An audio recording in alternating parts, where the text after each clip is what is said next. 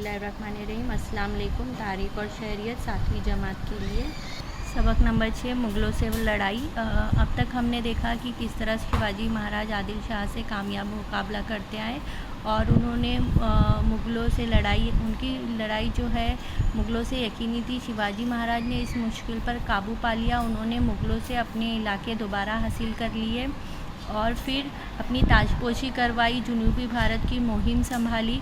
अब हम आगे इस तमाम वाक़यात की मालूमात हासिल। शाइस्ता खान का हमला। फरवरी सन 1660 में शाइस्ता खान अहमदनगर से पूना पहुँचे। उन्होंने अपनी फ़ौज के ज़रिए आसपास के इलाके को ज़बरदस्त नुकसान पहुँचाया। चाकन के किले का उन्होंने मुहासरा कर लिया।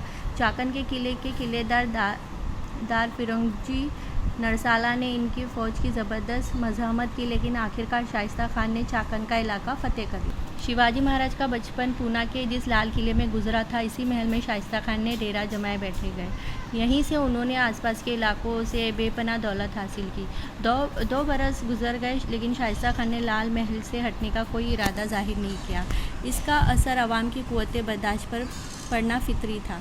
इसी सूरत हाल में शिवाजी महाराज ने बड़ी हिम्मत और बेबाकी का इक़दाम किया। शिवाजी महाराज अपनी क़यादत में पोशीदा तौर पर लाल महल में छापा मारने का मंसूबा बनाया। इस मंसूबे के मुताबिक 15 अप्रैल सन 1663 में शिवाजी महाराज ने रात के वक्त अपने चंद मुंतखब साथियों के साथ लाल महल पर छापा मारा। इस हमले में शाइस्ता खान की उंगलियां कट गई, उनकी बड़ी बेइज्जती हुई। उन्होंने पूना छोड़कर औरंगाबाद में क़याम किया। इस वाक़े के बाद की वजह से औरंगज़ेब शाइस्ता खान से नाराज़ हो गए। उन्होंने शाइस्ता खान को सुबह बंगाल की तरफ रवाना कर दिया। शाइस्ता खान पर इस कामयाब हमले का अवाम पर भी असर पड़ा। शिवाजी महाराज के कारनामों पर अवाम का भरोसा और ज़्यादा मुस्तक़िम और मजबूत हो गया। सूरत पर हमला। शाइस्ता खान ने 3 बरसों में स्वराज का बहुत सा इलाका तबाह कर दिया था। इस नुकसान की तलाफ़ी करना ज़रूरी थी, इसलिए मुग़लों को सबक सिखाने के लिए शिवाजी महाराज ने एक मंसूबा तैयार किया। मुग़लों के कब्ज़े का सूरत एक मशहूर तिजारती मरकज़ और बंदरगाह था। यहाँ अंग्रेज़ों, फ्रांसीसी और वलंदरियों के गोदाम थे। बादशाह को इस शहर से सबसे ज़्यादा महसूल मिलता था। ये शहर माशी एतबार से भी नहायत ही खुशहाल था, इसलिए शिवाजी महाराज ने सूरत पर हमला किया। सूरत के सूबेदार इनायत खान शिवाजी महाराज के हमले की मज़ामत न कर सके। आम लोगों की तकलीफ़ न देते हुए उन्होंने सूरत की बेपनाह दौलत हासिल की। उनकी ये मुहिम कामयाब रही, जिसकी वजह से शहंशाह औरंगज़ेब के वक़ार पर ज़रब लगी। जयसिंह का हमला। शिवाजी महाराज की बढ़ती हुई सरगर्मियों से निपटने के लिए शहंशाह औरंगज़ेब ने अपने तजुर्बाकार और अहम राजपूत सरदार मिर्ज़ा राजे जयसिंह को रवाना किया। वो पूना पहुँचे। उन्होंने शिवाजी महाराज के ख़िलाफ़ मुख्तलिफ़ ताकतों को मुत्तहिद और मुनज़्ज़म करने की कोशिश शुरू कर दी। गोवा और वसई के पुर्तगालियों, बेंगलुरु के वलंदरीज़ी, सूरत के अंग्रेज़ और जंजीरा के सिद्दियों के सामने उन्होंने शिवाजी महाराज के ख़िलाफ़ बहरी बीड़े की छेड़ने की तजवीज़ रखी। उन्होंने शिवाजी महाराज से उनके किले फ़तेह करने का मंसूबा बनाया। स्वराज के मुख्तलिफ़ इलाक़ों में मुग़ल फ़ौजियों को रवाना किया। उन्होंने स्वराज के इलाक़ों को बड़ा नुकसान पहुँचाया। शिवाजी महाराज ने मुग़लों से मुकाबला करने की कोशिश की। मिर्ज़ा राजे जयसिंह और दिलेर खान ने पुरंदर के किले का मुहासरा कर लिया। पुरंदर मुहासरे के दौरान मुरारबाजी देशपांडे ने बहादुरी का मुजाहरा किया, लेकिन उन्हें अपनी जान गंवानी पड़ी। हालात की संगीनी को देखते हुए शिवाजी महाराज ने जयसिंह से बातचीत करने का फ़ैसला किया। शिवाजी महाराज और मिर्ज़ा राजे जयसिंह के दरमियान 1665 में एक मुआहदा तय पाया, जिसे पुरंदर का मुआहदा कहा जाता है। इस मुआहदे के मुताबिक शिवाजी महाराज ने मुग़लों को 23 किले और उनके आसपास के सालाना 4 लाख खून की आमदनी मालगुजारी देने के इलाके दिए।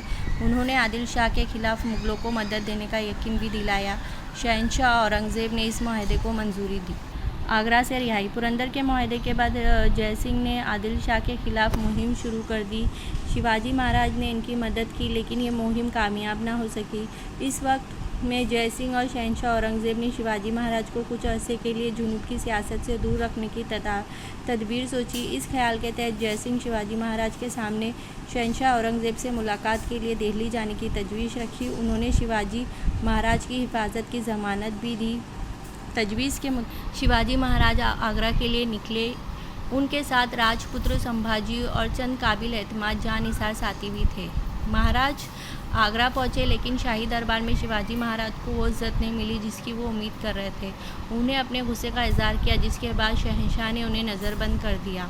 शिवाजी महाराज ने शहंशाह के इस अमल से खौफजदा न होते हुए नज़रबंदी से निजात हासिल करने का मंसूबा बनाया। वो बड़ी चालाकी से आगरा से रिहाई हासिल करके कुछ दिनों बाद सलामती के साथ महाराष्ट्र पहुँचे। आगरा से आते हुए उन्होंने संभाजी को मथुरा में ठहरा दिया। उन्हें खैर आफियत के साथ राजगढ़ पहुंचा दिया गया। स्वराज से शिवाजी महाराज की दूरी के ज़माने में जीजा माता और शिवाजी महाराज के मुआविन ने हुकूमत का कामकाज संभाला। मुग़लों के खिलाफ जहाराना तेवर। शिवाजी महाराज अगरचा मुग़लों से लड़ाई को टालना चाहते थे, लेकिन पुरंदर के मुआहदे में मुग़लों के सौंपे गए इलाके वापस लेना इनका मकसद था। इस मकसद के उसूल के लिए उन्होंने एक बड़ा और बेबाक मंसूबा बनाया। एक जानिब मुल्क मुकम्मल तैयारी के साथ फ़ौज भेजकर किले वापस लेना और दूसरी जानिब दक्कन में मुग़लों के मातहत इलाकों पर हमला करके इन्हें कमज़ोर करना।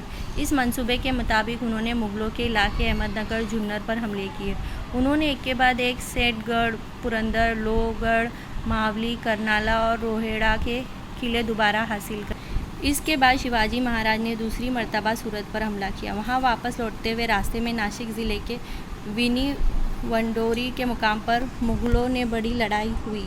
इस लड़ाई में उन्होंने मुग़ल सरदार दाऊद खान को शिकस्त दी। इसके बाद मोरोपंत पंगले ने नासिक के करीब तुरंबकगढ़ को फतेह कर लिया।